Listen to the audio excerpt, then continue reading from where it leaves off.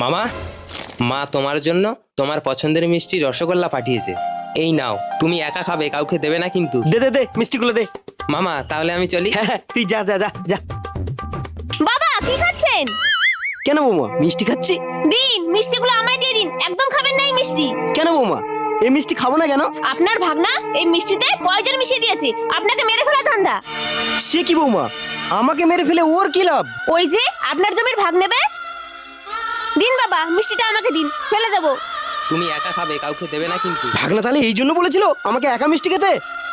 শালা, আজ যদি বৌমা না থাকতো তাহলে তো আমি মরেই যেতাম। বৌমা আমায় সত্যি সত্যি ভালোবাসে। না, এই জমির ভাগ আমি কাউকে দেবো না। আমি আজই বৌমার নামে সব লিখে দেবো। যাই দেখি, বৌমার নামে সব লিখে দিই। বৌমা